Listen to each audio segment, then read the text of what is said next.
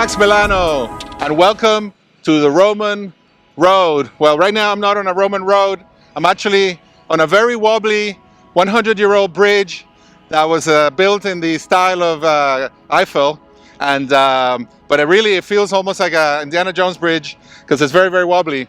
And the reason we're here is because the spectacular hanging houses of Cuenca and the beautiful medieval city of Cuenca. Not only is it one of the most beautiful medieval cities in Spain, Cuenca just happens to be smack in the middle of what was a huge Roman settlement during Roman times, and we're actually surrounded by quite large what used to be Roman cities that are now ruined, and also Roman mines. The Romans used Iberia they exploited Iberia for not just for food, for grain and for olives, and wine, but also for mining. And in this particular area, it's rich in this mineral that the Romans used to make windows. Back in the day, the Romans didn't have the technology to create glass like we do today, so they extracted this mineral from the ground that when you polish it, it's actually transparent, and it looks that it could be used for windows. So they used it for windows, and they would use it for whatever you would use glass in this day and age. And you can actually visit the mines. We're surrounded by many Roman mines. Unfortunately, in the hierarchy of Roman world, if you ended up working at the mines, you were more than likely a slave, and it was perhaps the worst job. You're much better off, if you had to be a slave, you're much better off being a Greek teacher in a domus for a rich senator. You would basically teach their kids and stuff, and you'd be able to walk around the city. But if you were in the mines, more than likely you probably were captured in battle. You're probably a Gaul and then shipped all the way here to work in the mines to benefit some rich senator in Rome. And these cities became really wealthy exploiting the land around here. And a lot of the owners never came here. They were like senators or rich merchants over in Rome, and they'll send an overseer. Maybe they came once, maybe they came twice. But Spain, to this day, is absolutely, particularly the province of Cuenca where we're now, is just surrounded by these amazing Roman cities. So let's check it out on the Roman road. I'm your host, Max Milano. Let's check out the Roman ruins of Cuenca.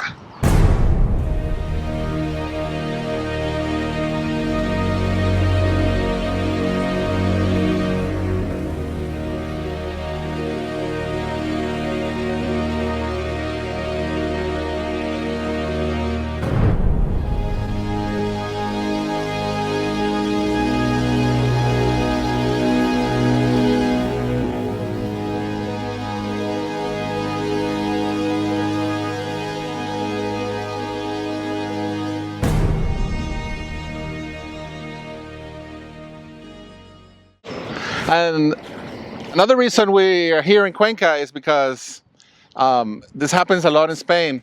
When you go to the Roman cities, the old Roman ruins, the streets are there, the walls are there, but a lot of the artifacts, and most of the artifacts, are actually removed.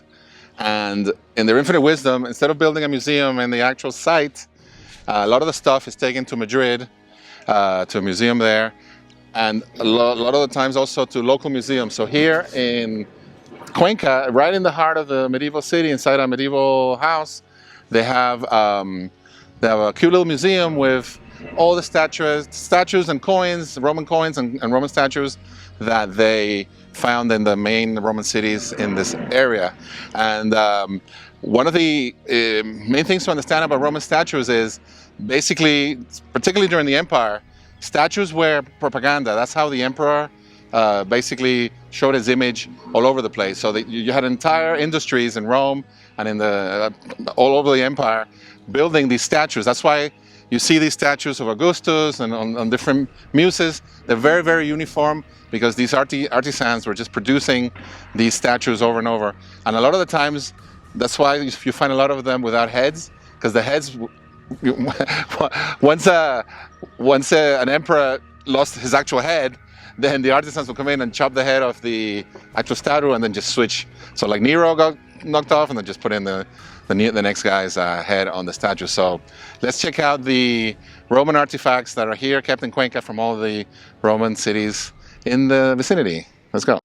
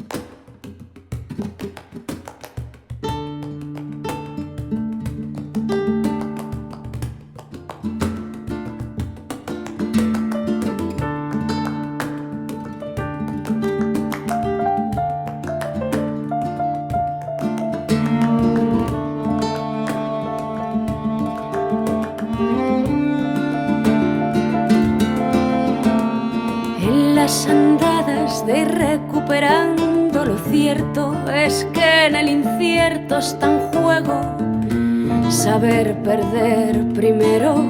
Para encontrar algo distinto hay que dejarse el cuello, las manos, el alma, los pies y al ego darle un remedio para que no invente senderos que acomoden deseos, para que se vean entre iguales los escudos y miedos, buscando el justo reencuentro entre lo viejo y lo nuevo. Sucede que se nos va a ver otra vez el plumero, quedarse con todo no cabe en la idea tocando tierra. No existe el derecho sin hacer también los deberes. Crear es dejarse llevar por los disparos presentes.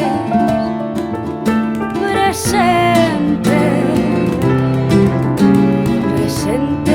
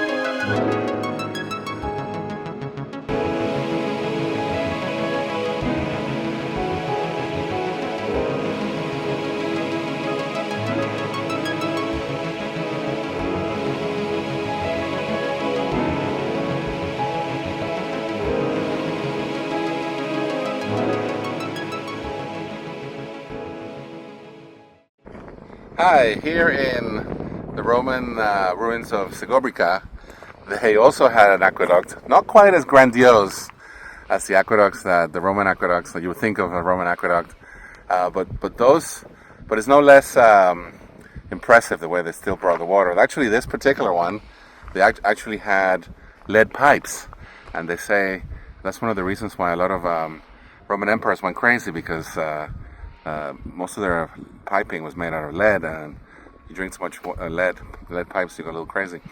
And no, this aqueduct, even though it's less grandiose than the big aqueducts that we've been seeing around Iberia, this one also had these decanting towers. So the Romans would bring the water from the hills, and before it was fed into the town, it would go into these decanting towers where they had different types of soil and sand and gravel, and the water would go in there first, fill up, and then the water that will come out of that will be already filtered through all the sand and stuff, so it will come out cleaner, and they'll make it go through a couple of those towers, and then into the pipes and into the town. So let's go explore the town of Segobrica here in the province of Cuenca on the Roman road.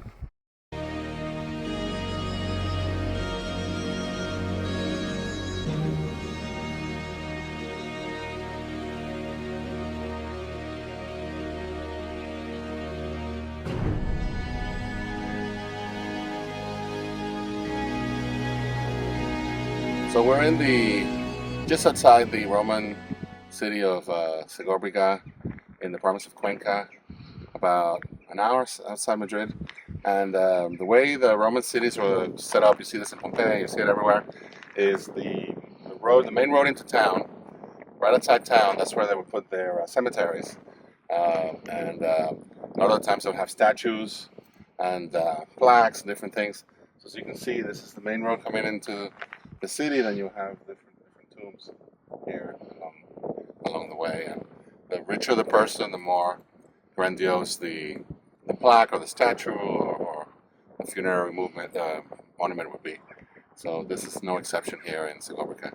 So let's go into town and explore Segobrica on the Roman road.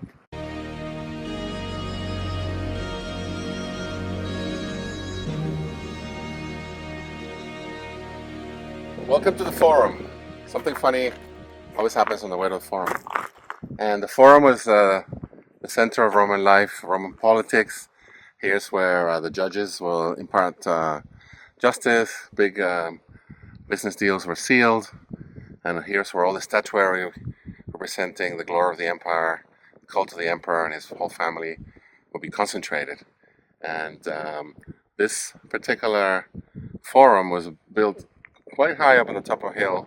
The Romans were really good at terracing, and they liked building on hills. So we've climbed. We're actually way above the theater and the amphitheater, up on the hill. And back there, you see that the statue. That's a representation of how the basilica would have looked. That's where the judges would work. And then the structure below it, that's part of the terracing that they had to do to level this out and bring it up because we're quite at the top of the hill. And then directly across from the Forum, we see that cypress is the public baths. So you have the Therma there, the Forum here, the Basilica there, and then right back here is where all the statues for the cult of the emperor family will be. In this particular Forum, some of the richest men in the town would pitch in to pay for the statues, and there's actually an inscription somewhere in there for the name of the sponsors that paid for this. And so basically, they wanted to be in with the government back in Rome, with the emperor and their agents. So they would make sure that the Forum was one of the best forums around. And so most of the statues that they found would have been back there in that area. So welcome to the Forum, Segobrica, on the Roman road.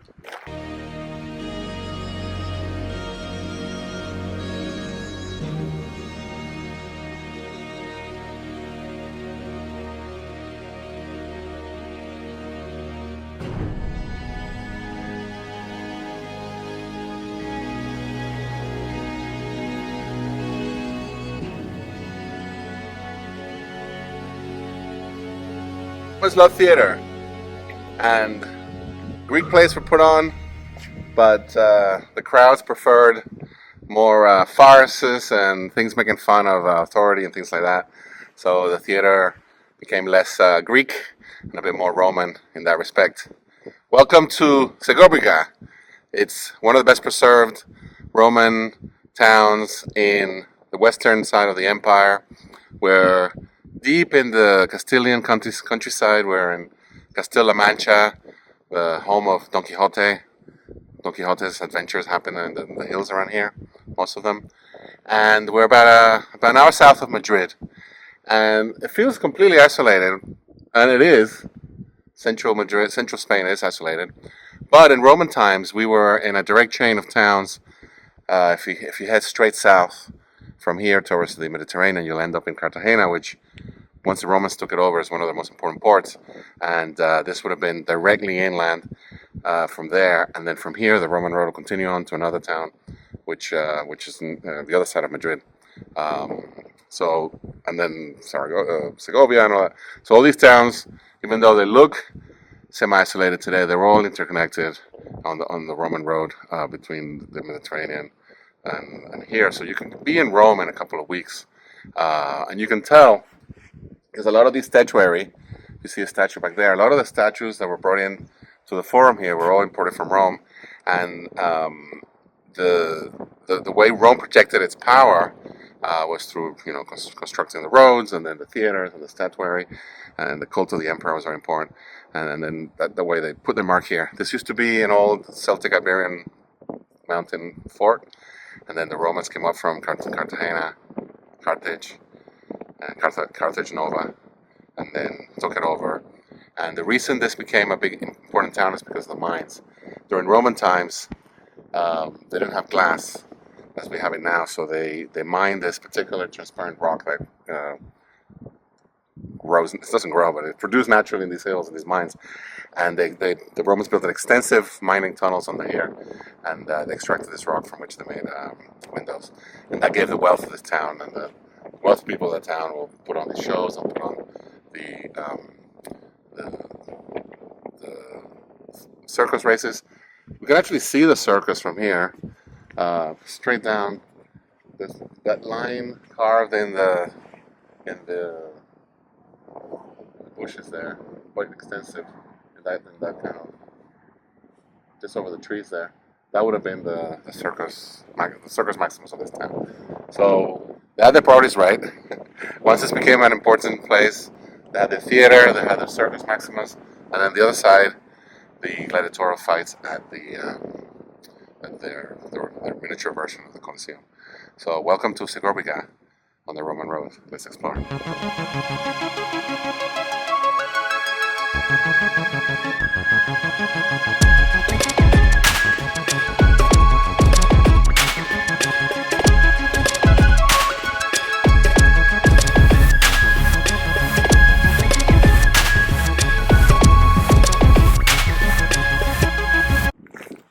For those about to die, we salute you. Thumbs down, thumbs up. It all happened right here in the... Wow, the acoustics are great.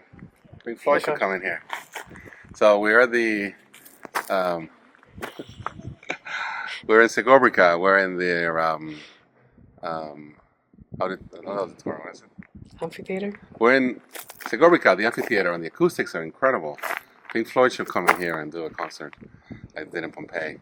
And it looks small, but they could fit 5,000 people in here. You can see the classic construction with a main door there, another main door there, like behind me. And then this one didn't seem to have the underground area where the lions will come up. So the lions will come out from these side doors here. And if you go in there, it still smells like wet dog and wet lion. And when the gladiator would win, he would triumphantly walk out one of the main doors out of the main gates. And this was located right outside the city walls. So that would have been the entrance that would feed it right into the city. You can actually see a little bit of the city wall there. And it's incredibly well preserved. You can see how adept the Romans were using stone and then cement and concrete. and they also carve right into the wall, to the hill. So that's why this side here is carved into the hill, and it's in much better preservation than that side that is not carved into the actual hill. So it's kind of easier for it to fall off. So once you have your seating area carved into a hill, it's easier to preserve it. And then right on top, there's a wooden seating, and that is historically accurate. Like during Roman times, they would have had wooden seating right on the top, and also they would have a tarp covering this whole thing. So they would have a tarp so people wouldn't, in the summer when it's hot. And basically, you can see a direct correlation between this arena, and in Spain you have the bullfighting arena. So it's basically the same thing, and where men fight beasts to this day. And that's why when you really think about it, Spain is, it's the true. They really inherited the spirit of the Romans, for good or for bad. Where they still have bullfighting. So they follow Roman law more or less in their code. So it's just amazing. We all started here, a place like this in Segovia. Let's keep exploring on the Roman road.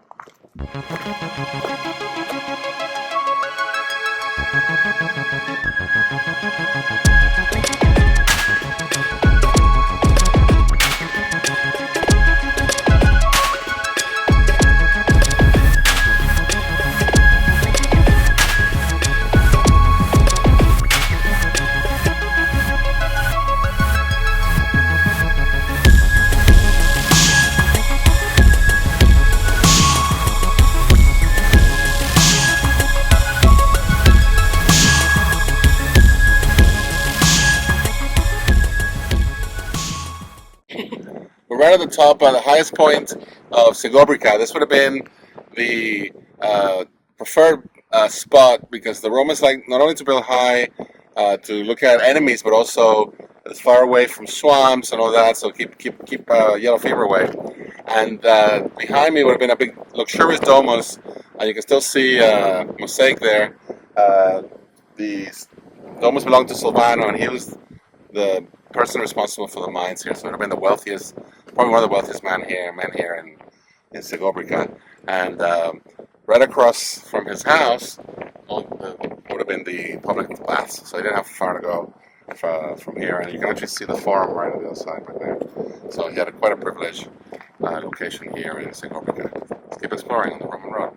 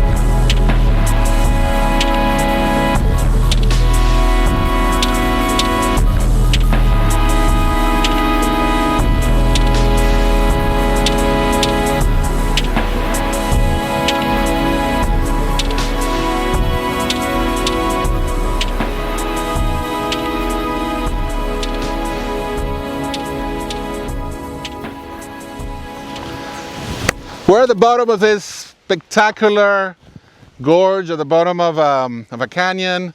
We could be in the American Southwest, but we're not in Arizona.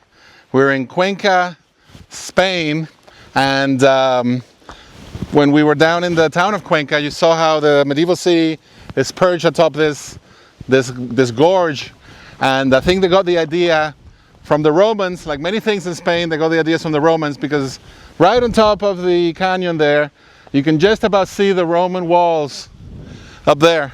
The Roman walls of the magnificent Roman city of Valeria.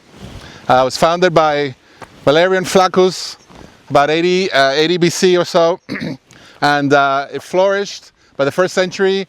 It flourished as one of the most prosperous Roman cities in the Cuenca region, and it's one of the most important Roman settlements in the area. Not just for the city itself, it had an amazing nymphaeum in honor of the nymphs, and also underneath it, it has a very, very deep well, and they used it to honor the rivers and the nymphs and all that. We're gonna go up there and check it out in a bit, but it's just the setting, how the city, by being perched on top of that rock, it would basically be defensible from 3 sides. You could only come from the back if you had to attack them. So it would have been much easier for the Romans to just focus on blocking access around the back. But in the front here, it's basically like being in a natural fort. And it's just an amazing canyon. The canyon actually extends way down. So this is just part of it. But it's just an absolutely incredible setting to build a Roman city. So let's keep exploring on the Roman road.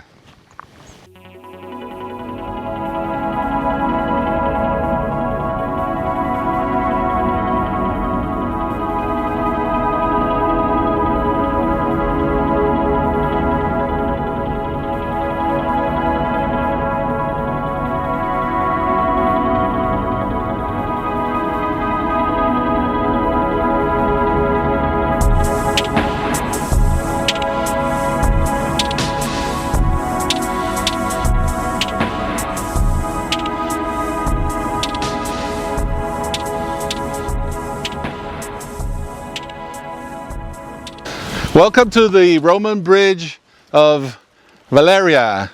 That arch you see behind me, it's a 2,000-year-old bridge. It was part of the Roman road that connected the Roman Empire with the amazing Roman city of Valeria, which is on top of that tabletop mountain behind me. So the Romans found that incredible natural tabletop mountain to build their city, and then to build all these roads to connect the rest of the empire from here. Spain produced so much for the empire, not just food, but also mining things. So they needed the road to transport everything to and fro and defend the empire as well. Most of the pieces of the road have been taken away over the centuries for people to build their own houses, but this remains over the river, which is amazing because rivers do change their course. So over 2,000 years, this bridge has lasted right on this exact spot over the river.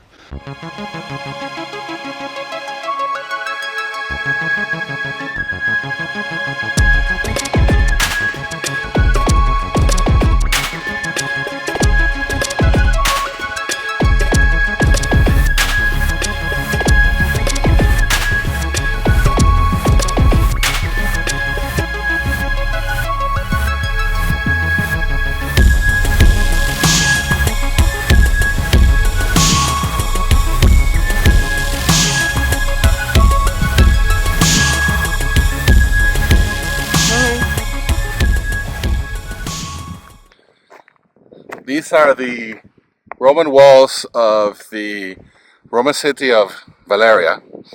We're right outside of Cuenca, Spain, and this has to be one of the most dramatically placed Roman towns and ruins in Spain. To that side, there's a deep gorge, a valley, and it looks like straight out of the American West. And this is the highest point, and the the thing about the Romans is that they were determined to turn their new colonies into Rome, and this place definitely doesn't have the same topography of Rome at all. But they bent it to their will, and they still created a city that had all the elements that a Roman gentleman would expect. So we have the Roman wall here, and then right below there's actually a forum and termi, and then interestingly, right under the forum that's where they set up the very complex system of cisterns to filtrate the water that was coming in from the hills. It's a dramatic setting.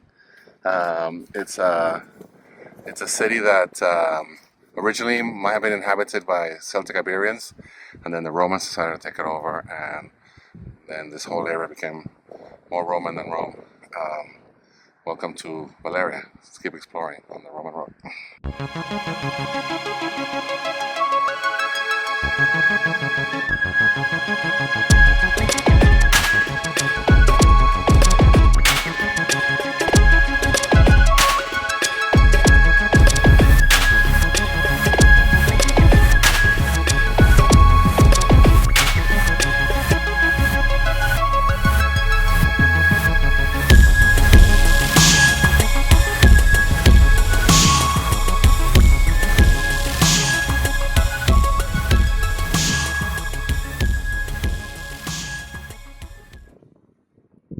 Valeria has to be one of the most spectacularly located Roman cities, Roman ruins in Spain. We're right atop this cliff, and it's a sheer drop down there. There's actually people climbing up the walls. There's a team of rock climbers down there.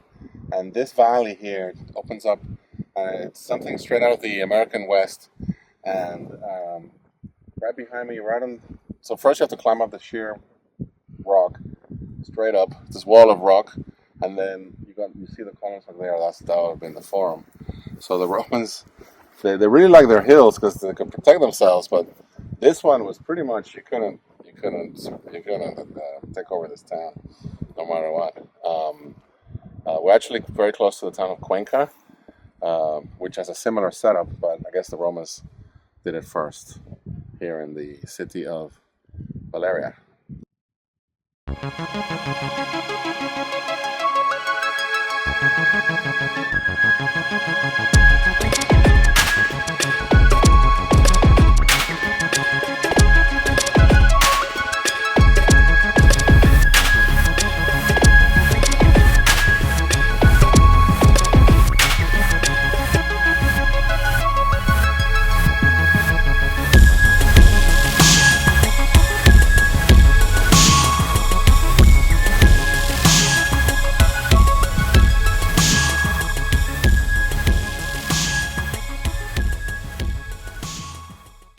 So I hope you enjoyed our explorations of Cuenca, the province of Cuenca.